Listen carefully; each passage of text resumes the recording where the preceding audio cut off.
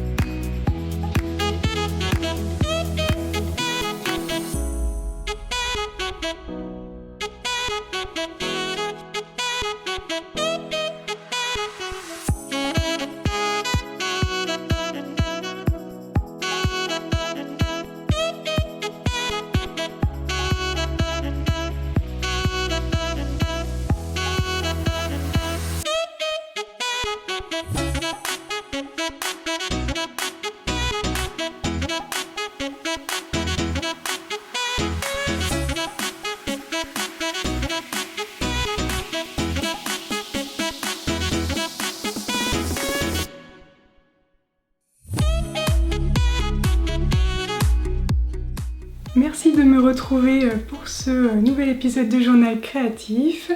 J'espère que vous allez bien et que vous commencez tout doucement à préparer les fêtes de fin d'année.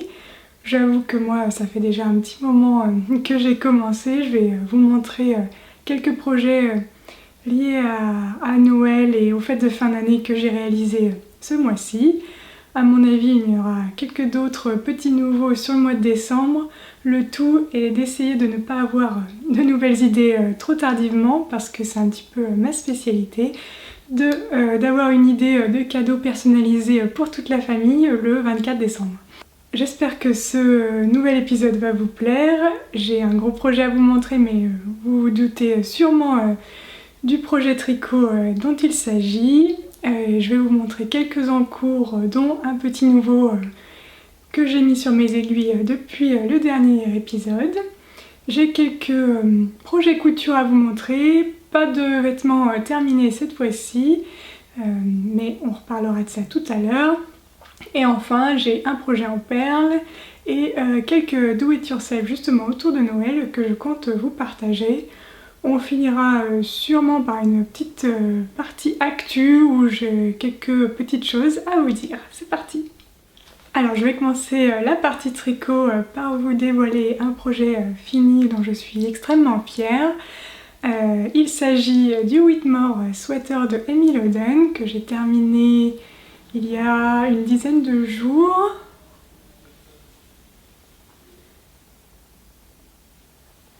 Bien entendu, je vais vous insérer une petite vidéo du projet terminé.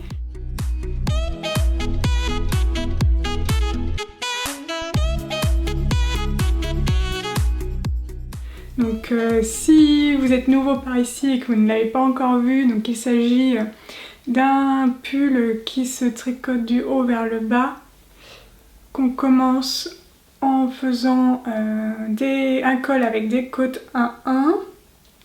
Ensuite on a tout un yoke de dentelle, donc un yoke, cette construction de pull qui commence par donc, un nombre de mailles limité pour le col et qui augmente progressivement pour faire un grand cercle. On va venir ensuite mettre des mailles en attente pour séparer les manches du corps. On va ensuite tricoter le corps, finir par des côtes. Je crois qu'avant les côtes, il y a un rang de diminution pour resserrer le bas du pull. On reprend ensuite les mailles pour les manches.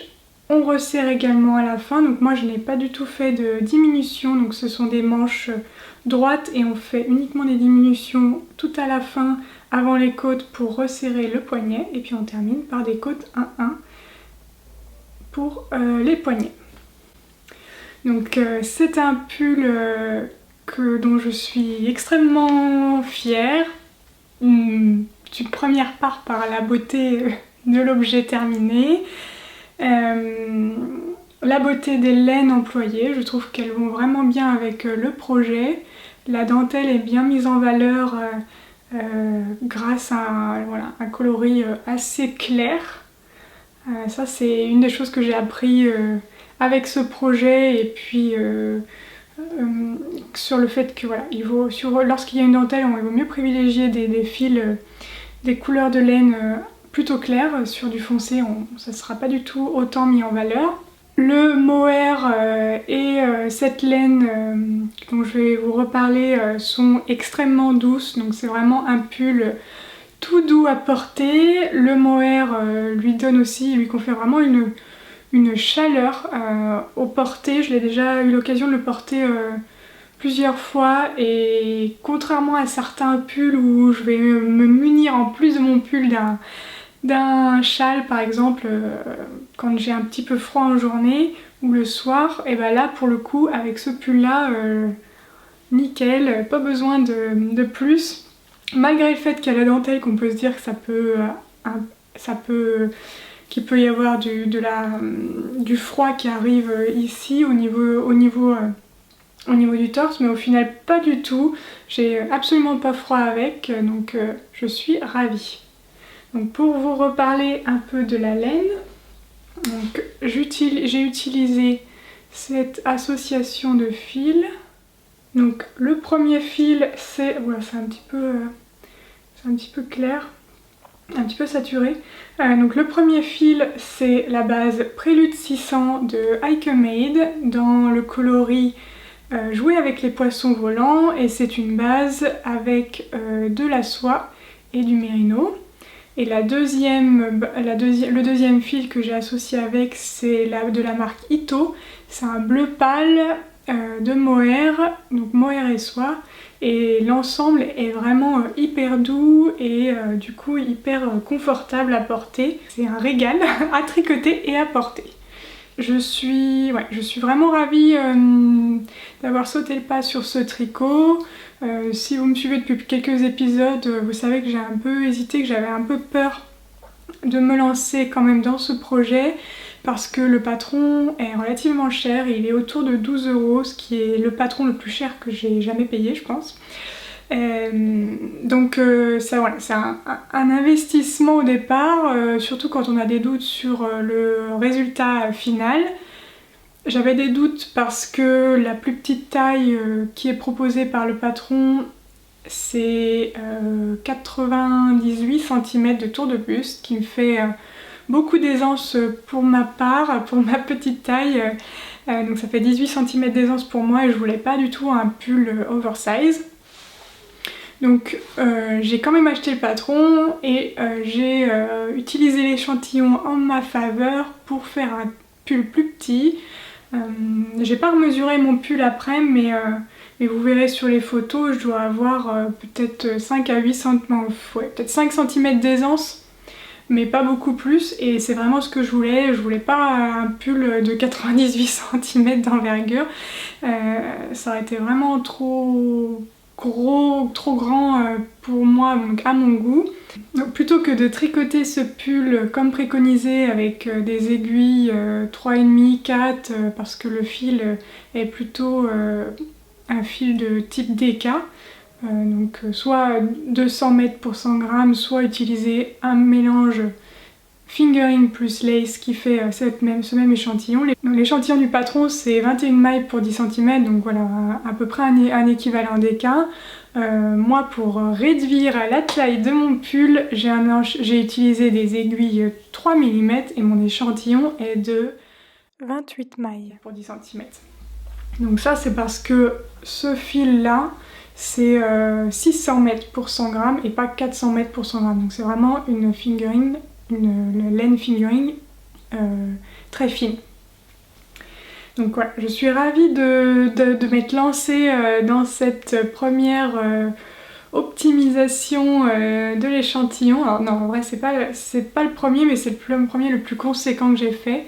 J'avais pas tout à fait le même échantillon sur mon Lady Downtown, mais il suffisait juste de réduire la taille des aiguilles et de prendre une taille, je crois que j'ai tricoté la taille M et ça suffisait. Là quand même il y avait un petit peu plus d'écart, entre 28 mailles et 21 mailles, ça commence à faire une assez grosse différence. Donc j'ai tricoté la taille M du coup aussi, pour pouvoir obtenir l'aisance que je souhaitais. Parce que si j'avais tricoté la taille S en 3 mm, là ça aurait quand même été un petit peu trop petit. Donc voilà, je suis vraiment contente du résultat. Je l'ai déjà porté et je suis ravie du tombé. Ça va vraiment être une pièce qui va m'accompagner sur cet hiver. Donc je suis vraiment ravie de l'avoir tricoté, comme vous pouvez sûrement l'entendre. Pour vous livrer un petit peu quelques impressions pendant que je tricotais, donc le yoke se fait extrêmement vite, c'est très motivant de voir le motif se former. Le motif de dentelle est assez facile à suivre, c'est pas une dentelle très très compliquée. Si vous n'avez jamais réalisé de dentelle, ça peut être un premier projet à ce niveau-là. Il y a des grilles, des diagrammes de dentelle en fonction des tailles, donc le motif est adapté. Je crois qu'il y a trois grilles différentes en fonction des tailles, donc pour le coup Amy Loden du coup a fait un travail à ce sujet-là. Le corps, ensuite sur le corps, c'est du jersey en rond classique, donc c'est sans prise de tête. Alors en 3 mm, je vous avouerai que quand même ça commence à faire pas mal de mailles et puis pas mal de longueur, mais voilà, ça se fait bien devant une série ou devant la télé, ou un petit peu en lisant si vous lisez en même temps que vous tricotez. Quand on reprend les manches, il y a un petit peu de dentelle à faire au début des manches, donc ça c'est sympa. Et puis après, on fait les manches tranquillement et puis on fait des diminutions comme indiqué sur le patron. Donc vraiment un chouette moment passé à tricoter ce pull, et puis je vais aussi l'apprécier, le porter. Donc voilà pour ce pull terminé. Je vais vous montrer quelques encours et notamment un petit nouveau sur mes aiguilles. Alors avant de vous parler du petit nouveau, je vais vous parler de cet encours que je vous n'ai pas montré la dernière fois, mais que j'avais déjà en cours, mais j'avais très peu avancé. Donc il s'agit du Snood, The Snuggle is Real de Maxime Cyr. Donc j'ai pas mal avancé depuis la dernière fois. Oh là là.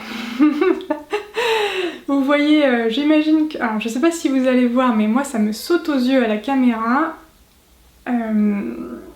L'erreur que j'ai réalisée. Je vais vous en parler juste après. Donc il s'agit d'un snood qui est tricoté en épaisseur DK. Donc c'est un fil assez épais, environ 200 mètres pour 100 grammes. Il se tricote, je le tricote avec des aiguilles 4 mm. La laine que j'utilise pour ce projet, c'est une base, c'est la même base que mon gilet Lady Agatha d'ailleurs. Qui est un gilet de triple L de Mag que j'ai tricoté en début d'année 2020. Donc c'est la même base, mais ici c'était de la fingering et là c'est une base DK. Donc c'est une base yak qui contient du mérino, du yak et de la soie. Donc ça c'est le coloris naturel, et celui-ci je ne sais plus, je crois que c'est nocturne. Je crois que c'est nocturne le coloris. De toute façon vous retrouvez toutes les informations sur Ravelry si besoin, si ça vous intéresse. Donc pour l'instant j'utilise ces deux laines là. On commence par un montage provisoire avec une laine, un autre fil, un fil peu importe. Et on commence par faire des côtes de 2. Et puis ensuite on démarre le motif de sorte de petits... je vais vous montrer plus près. Donc il y a un jeu de mailles glissées et de mailles en verre pour créer ce motif. Alors je pense que à l'écran on le voit vraiment bien, et j'ai fait une boulette. J'ai fait une erreur et je m'en suis rendu compte il y a très peu de temps. Si vous avez regardé mon épisode de vlog, vous savez à peu près quand je m'en suis rendu compte. Depuis, j'ai retricoté un petit peu plus, mais je m'en suis rendu compte il y a très peu de temps. En fait, je voyais bien qu'il y avait un souci à ce niveau-là. Là, vous voyez quand on voit une sorte de rayure grise. Je voyais bien qu'il y avait un souci, mais je n'arrivais pas à savoir pourquoi. Je croyais que c'était parce que c'était, je sais pas, un petit peu rabougri ou je ne sais quoi, que ça se lisserait, que c'était pas une erreur. Et en y regardant de plus près, j'ai enfin mis le doigt sur le souci, c'est que j'ai oublié de faire un rang de bleu entre ces deux rangs-là. J'avoue que j'ai un peu la flemme de défaire. J'ai fait le deuil de cette erreur. Ouais, on va dire que j'ai fait le deuil de cette erreur, pas vraiment parce que c'est pas quelque chose que... Bon, j'ai un peu du mal avec ça, mais je pense j'essaye de faire le deuil de cette erreur et je vais le laisser comme ça. Ça se voit moins en vrai qu'à l'écran. Sauf si vous avez une idée de comment rattraper le coup, mais franchement je vois pas trop comment rattraper le coup sans tout défaire et ça c'est pas envisageable à ce stade du projet. Il me reste un peu moins de 10 cm du motif à réaliser et puis ensuite je vais refaire cette partie, donc je vais refaire des côtes. Je n'ai pas totalement lu le patron, je me laisse vraiment guider à chaque fois sur les patrons, mais je sais qu'on va replier les bords. Et puis ensuite, je ferai une doublure en suri. Donc ça va être extrêmement doux aussi à porter. Donc voilà, si vous avez une astuce pour rattraper ce type d'erreur, n'hésitez pas à me le mettre en commentaire. Mais voilà, je vais essayer de faire le deuil de cette erreur et de pas trop focaliser dessus. Mais en vrai, ça se voit moins que là, que je pense à l'écran. Même si ça se voit, hein, mais bon, je suis pas sûre que la personne qui va recevoir ça, en vrai, s'en rende compte. Mais bon, moi je le sais, c'est toujours comme ça. Voilà, donc ça c'est le snood de The Snuggle is Real. J'espère le finir prochainement. Parce que c'est un cadeau de Noël. Je pense pas que la personne à qui je vais l'offrir regarde le podcast. Mais bon, je dis pas pour qui c'est, comme ça. Comme ça, moi je suis sûre. Mais donc c'est un cadeau de Noël, donc il faut que je le finisse sur le mois de décembre. Je vous le montrerai la prochaine fois. J'essaierai de prendre des vidéos pour vous le montrer. Et voilà pour ce projet. Alors parmi les autres tricots en cours que j'ai, je vous ai partagé la dernière fois ce gilet qui a un petit peu avancé, mais je vais pas vous en parler longuement parce qu'en vrai il n'est pas encore rendu au stade de validation du projet. Mais donc il s'agit d'un gilet, hop, je vais essayer de vous le fermer. Il s'agit d'un gilet avec une dentelle sur les manches, un raglan aussi, des raglans avec des petits trous, la dentelle aussi sur les demi-devants. Je crois que la dernière fois j'entamais tout juste la dentelle sur les demi-devants, donc je vais être à peu près là. Ouais. Et donc là j'ai fini la première répétition du motif sur les demi-devants. Vous voyez pas grand chose. Mais j'avance tranquillement. Comme je vous l'ai dit la dernière fois, donc il s'agit d'un hack du gilet Falesia ou du gilet Rendez-vous d'Atelier Milly. Donc en gros c'est la même construction, mais j'ai adapté. Je suis partie en vrai du gilet Falesia et j'ai adapté à mon échantillon de laine, mais c'est la même construction. On commence par tricoter une bande, ensuite on relève des mailles, on tricote l'autre bande. On vient relever des mailles sur cette bande là, puis ensuite on vient positionner les raglans.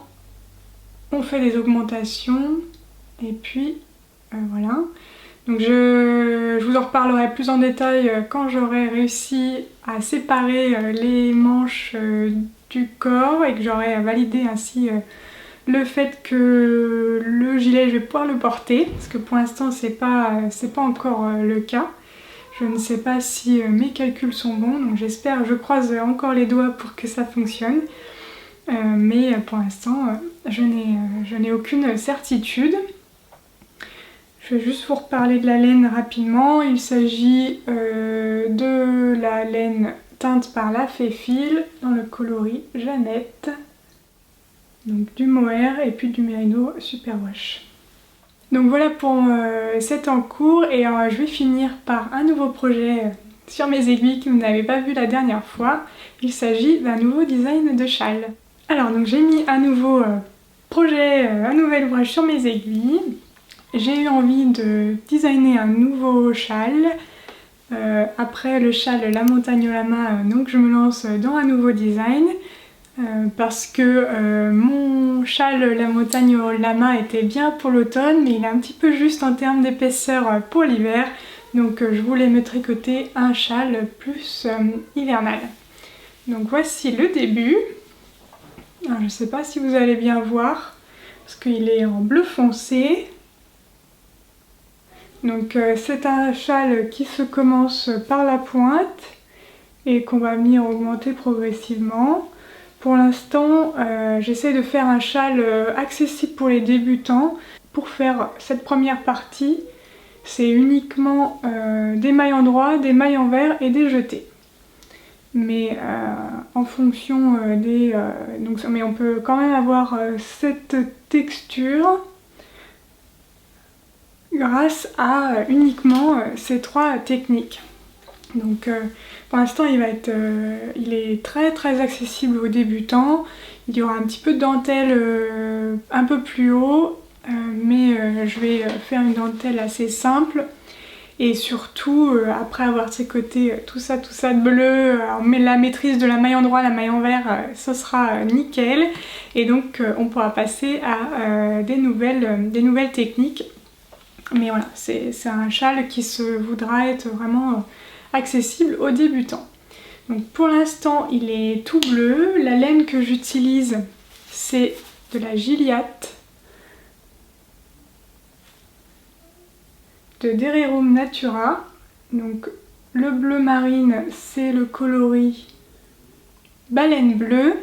Donc la Gilliatt, c'est de la 100% laine. C'est de la laine à partir de mérino d'Arles et de mérino noir portugais. Donc c'est la laine provenant de moutons européens. Et c'est une laine qui se tricote avec des aiguilles 5 mm. Donc moi le châle je le tricote avec des aiguilles 5 mm, donc ça monte assez vite. Là j'ai presque utilisé une pelote entière pour faire ça.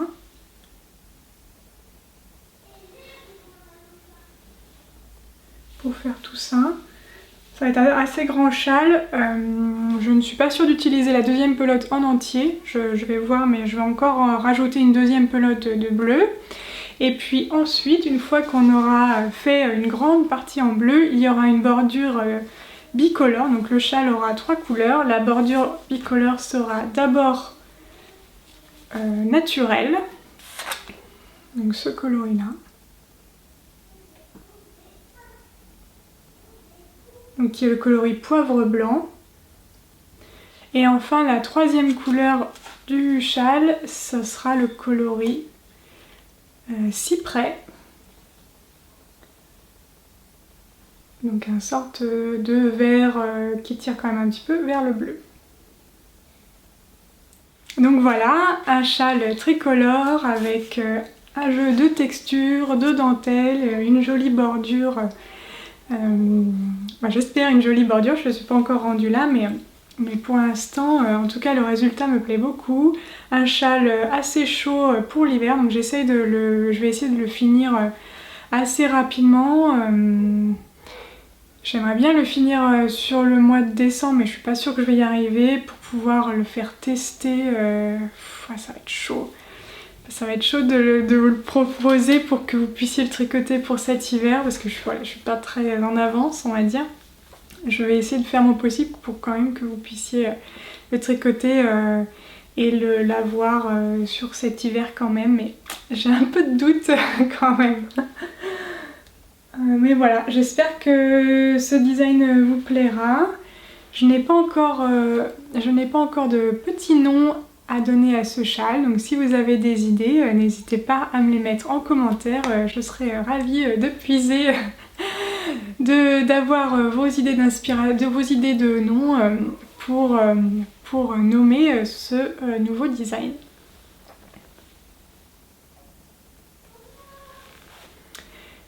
Donc c'est tout pour la partie tricot. J'espère finir donc mon snood et puis bien avancer sur le châle et je vous remontre ça sur début janvier. On va passer à la partie couture. Donc le premier projet dont je voulais vous parler, c'est un projet dont je vous ai déjà parlé sur les derniers épisodes, je pense. C'est un gros projet qui va m'occuper cet hiver. Il s'agit du manteau Carmen. Donc c'est un manteau long. Moi je vais pas faire cette version là, je vais essayer de vous trouver une photo.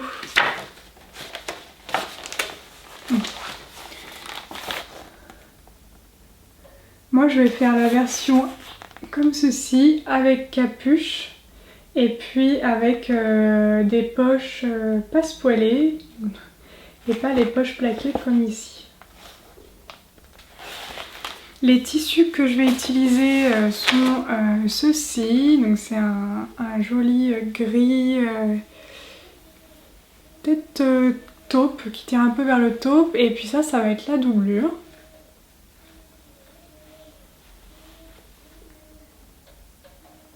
Donc j'ai déjà coupé tous mes morceaux, donc dans la doublure, dans le tissu principal, j'ai thermocollé, j'ai entoilé ce qui devait être entoilé. Et maintenant je suis rendue à la première étape de couture et je suis complètement bloquée. Donc j'espère que vous allez pouvoir m'aider parce que je suis arrivée à la première étape qui est vraiment assez technique. Je pense qu'après ça ira, ça va rouler tout seul, mais pour l'instant la première étape c'est de faire les poches passepoilées. Et j'avoue que je ne comprends pas les explications qui sont dans le carnet.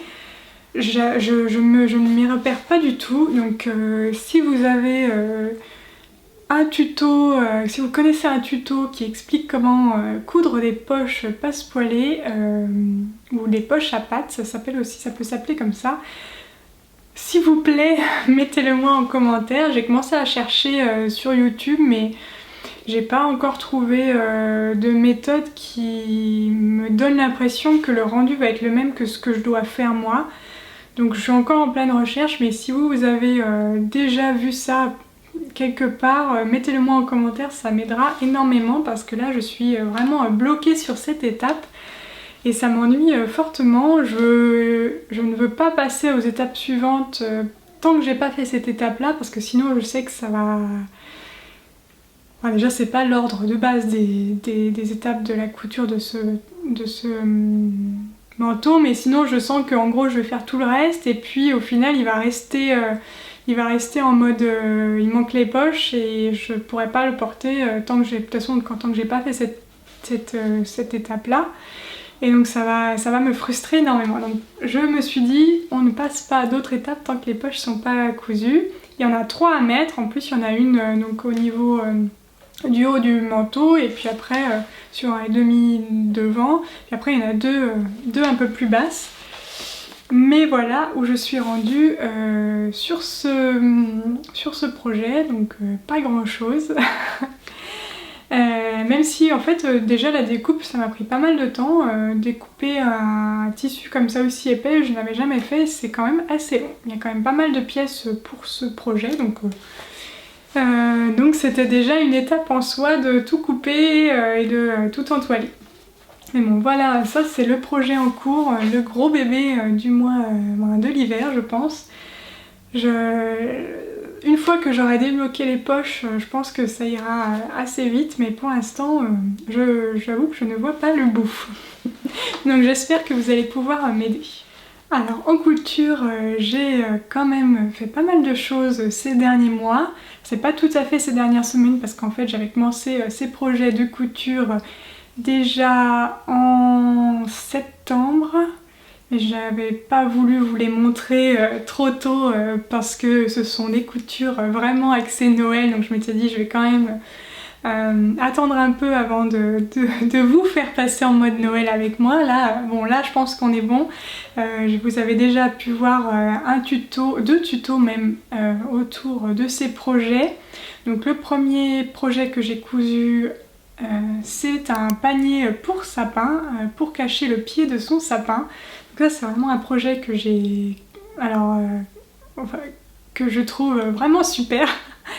J'ai un sapin artificiel que j'ai acheté d'occasion il y a quelques années, et les pieds de sapin artificiel sont vraiment pas esthétiques, et donc j'ai confectionné un panier pour sapin dans des tissus de Noël. Donc je ne l'ai pas pris avec moi, mais je vais vous insérer des vidéos.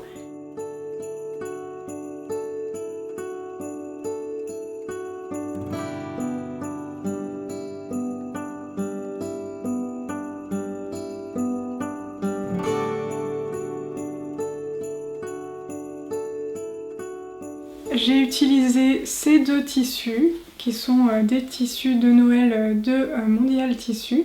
Donc un double natté avec du doré et puis un coton. Ça va être mieux comme ça, un peu moins lumineux. Donc ça c'est la doublure, et puis ça c'est l'extérieur. J'ai tout entoilé avec de l'entoilage assez épais pour que ça se tienne bien, mais je vous mets de toute façon en petit i, alors je ne sais jamais où, mais je vous mets en petit le tuto vers ce panier pour sapin. Ça c'est le premier projet. En termes de tutos qui sont aussi déjà disponibles sur ma chaîne, j'ai fait sur un coup de tête cette semaine 2 housses de coussins de Noël. Alors dans ce sens-là, c'est mieux. Donc pareil, c'est le même type de tissu, double natté coton, mais avec des petits sapins dorés dessus. Et j'ai le même avec des petits cerfs. Ce sont vraiment des housses de coussins super faciles à faire. Moi j'utilise souvent cette technique quand je veux réaliser des housses de coussins parce que c'est très rapide. On a besoin de très peu de matériel parce qu'il n'y a pas de fermeture éclair, il n'y a pas de bouton. Comme vous voyez, en fait, c'est le fait que le tissu se superpose qui permet de fermer et de déhousser le coussin. Donc c'est un projet vraiment adapté aux débutants en couture, et pas que, parce que moi je l'utilise aussi beaucoup. Voilà, ça permet de changer sa décoration notamment pour les fêtes, mais pas que. Mais ça nous permet de changer rapidement les housses de nos coussins, de les customiser, de faire ce qu'on veut, de les changer régulièrement avec peu d'investissement en temps. Donc ça, ce sont deux petits projets dont le tuto est disponible sur ma chaîne, que j'ai mis en ligne cette semaine.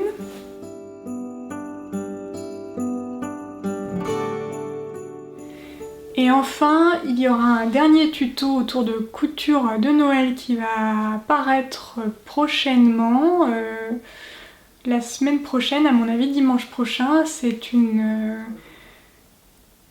Ce sont des projets couture autour d'une table de Noël. Donc j'ai cousu 3 éléments pour faire une table de Noël. Le premier, c'est une nappe, donc je ne l'ai pas là parce que c'est un petit peu trop imposant, mais de toute façon je vais vous mettre une petite vidéo en avant-première avant que le tuto sorte. Je vous mets une petite vidéo donc pour vous montrer la nappe. J'ai aussi fait des sets de table. Donc c'est toujours les mêmes tissus, en fait j'ai utilisé des restes pour mes coussins. J'ai les petits sapins et puis les cerfs. Donc ça c'était le projet initial que j'ai cousu il y a déjà un petit moment et il me restait des petits bouts, donc je me suis dit je vais m'en servir pour faire mes coussins. Et puis enfin pour cette décoration de table de fête, j'ai aussi cousu des serviettes de table.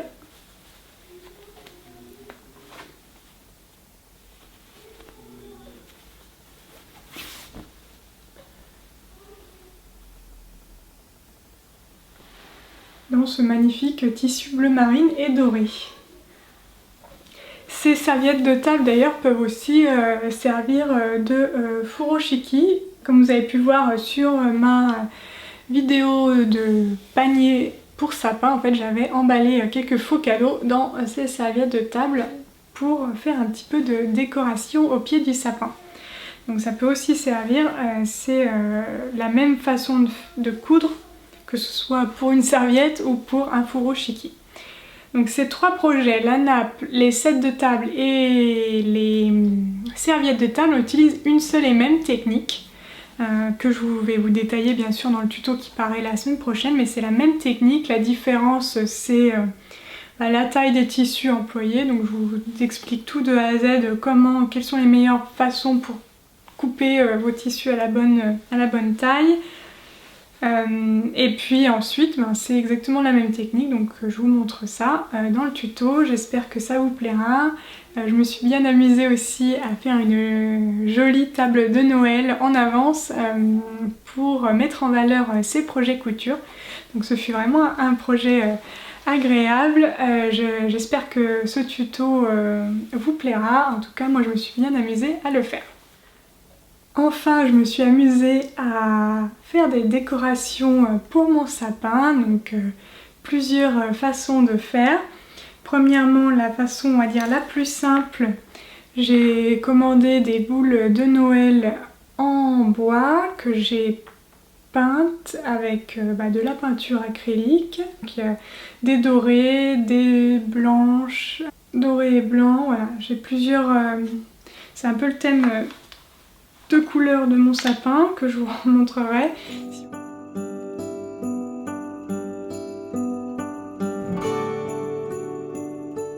Donc j'ai aussi acheté des boules en verre que je suis en train de peindre avec des feutres Posca, donc des feutres comme ceci, de la marque Posca, qui sont des feutres avec de la peinture. Et donc j'ai fait par exemple cette boule de Noël. J'ai juste fait des petits points blancs dessus et donc je compte en faire plusieurs. Je vais en faire déjà au moins une comme ça en doré, mais c'est vrai que c'est assez sympa à faire. C'est un peu méditatif de faire comme ça des petits ornements de Noël. C'est très facile à réaliser. Alors je vais peut-être par contre vernir parce que je vois que ça s'en va, c'est assez fragile la peinture sur le verre. Sur le bois ça tient très très bien, mais sur le verre qui est une surface non poreuse, très lisse, la peinture tient moins bien, donc je pense que je vais vernir ma boule de Noël pour que la peinture reste aussi belle que quand je l'ai faite. Donc je compte en faire d'autres sur les prochaines semaines. Petit à petit, parce que c'est assez long quand même à faire, donc je le fais petit à petit, 10 minutes par 10 minutes. Et il faut aussi attendre que ça sèche à chaque fois entre les différentes couches, donc ça prend quand même un petit peu de temps. Mais je trouve ça vraiment agréable et j'adore avoir des décorations de sapin de Noël fait main. J'en fais quelques-unes à chaque Noël, j'en achète au final très très peu et comme ça j'aime bien, ça me rappelle des souvenirs de création de regarder mes ornements de Noël fait main que j'ai fait les années passées. Et puis mon fils a aussi fait décoré une boule de Noël en bois, donc je trouve ça assez agréable de pouvoir voir ces petites créations dans le sapin. La dernière décoration de Noël que je voulais vous montrer aujourd'hui, c'est une étoile que j'ai fait en perles Miyuki Delica. Là pour le coup c'est un gros projet, alors pas forcément par sa taille mais en termes de temps passé c'est quand même assez conséquent. Il s'agit de cette étoile en perles Miyuki Delica dont vous pouvez retrouver le tuto sur la chaîne.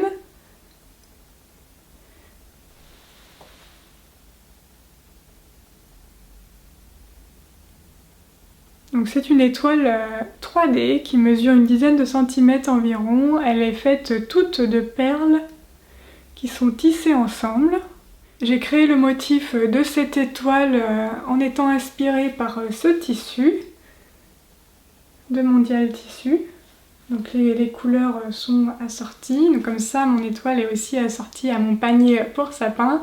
J'ai fait tout mon sapin dans ces coloris là, blanc, doré et bleu. Donc on utilise la technique du peyote et du herringbone. Si vous souhaitez réaliser cette étoile, le tuto donc, est disponible sur ma chaîne. C'est facile à tisser.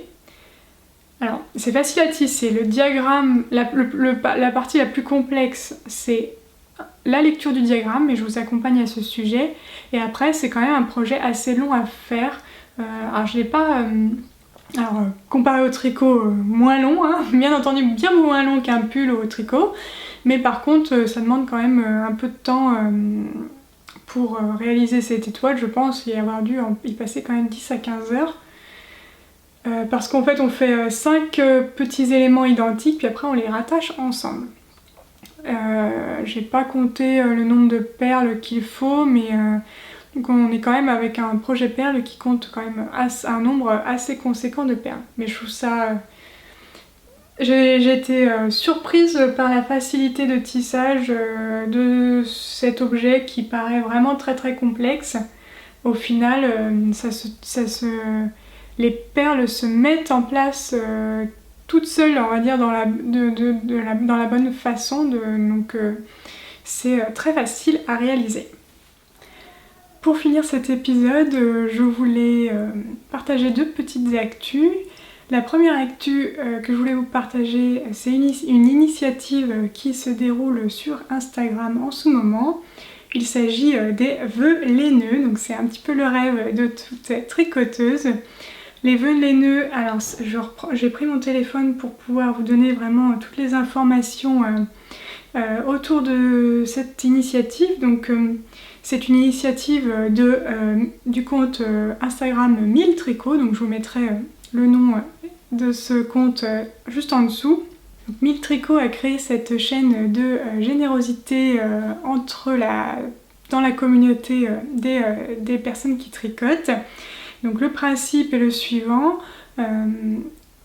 Donc il y a un hashtag vœux laineux 2020 sur lequel on peut aller voir les souhaits des différentes personnes qui participent. On choisit de gâter avant Noël une ou plusieurs personnes, et puis une fois qu'on a fait ça, on peut du coup mettre sa propre liste de vœux en postant l'image que je vous mets juste à côté sur notre compte Instagram. Donc j'ai choisi de participer à cette initiative. Donc je suis en train de préparer 2 colis de surprise pour 2 personnes, et puis donc j'ai posté ma liste de vœux, mais en soi peu importe, j'avais vraiment envie de gâter 2 personnes cette année avec des petites surprises autour du tricot.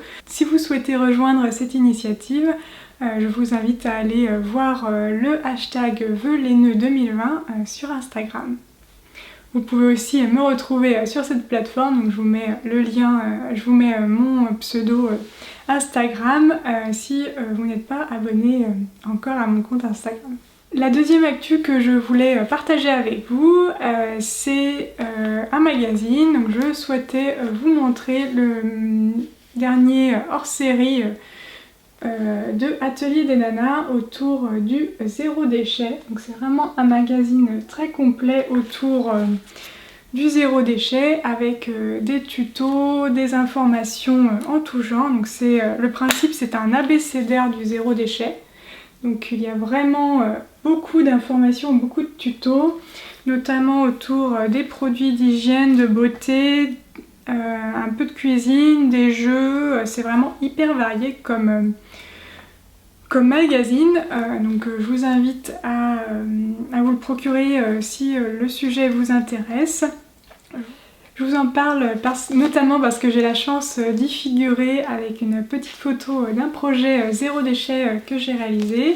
Le tuto est disponible sur ma chaîne YouTube. Il s'agit d'une fleur de douche au crochet. Donc vous pouvez retrouver sur la page inspiration salle de bain.